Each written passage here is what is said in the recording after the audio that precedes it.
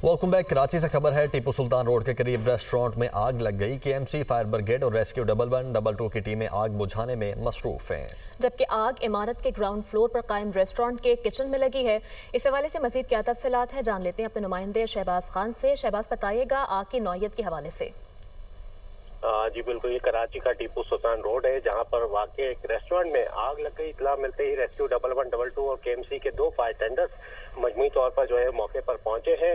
Fire brigade के हुकाम के मुताबिक आग इमारत के ग्राउंड फ्लोर पर जो है वो कायम रेस्टोरेंट के किचन में लगी। ताहम आग को तकरीबन 9 घंटे की मुसलसल जद्दोजहद के बाद जो है इस पे फैलने से जो है वो रोक दिया गया है। फायर ब्रिगेड हुकाम के मुताबिक जो रेस्टोरेंट है उससे बड़ी जो है वो धुएं का एहसास हो रहा है। आग लगने के बाद धुआं भर गया, जिसकी वजह से रेस्क्यू ऑपरेशन में काफी जो है मुश्किलात का सामना करना पड़ रहा है। साथ ही साथ ये भी बताया जा रहा है फायर ब्रिगेड हुकाम की तरफ से कि धुएं के एहसास के लिए एग्जॉस्ट फैन लगाए गए हैं, ताकि फौरी तौर पर धुएं का एहसास करने के बाद जो है अंदर दाखिल हुआ जाए और मजीद जो है फायर रेस्क्यू ऑपरेशन को बढ़ाया जाए। फायर ब्रिगेड हुकाम ने इस बात की भी तस्दीक की है कि आग लगते ही जो अंदर अमला मौजूद था रेस्टोरेंट के अंदर, उसको बाहिफाजत बाहर निकाल लिया गया है। कोई भी शख्स अंदर मौजूद नहीं है। उस वाकये के नतीजे में किसी भी किस्म की जो है जानी नुकसान की इतलात नहीं है। जी ठीक है, आग बुझाने का अमल इस वक्त जारी है। शहबाज खान हमें अपडेट कर रहे थे, बहुत शुक्रिया आपका।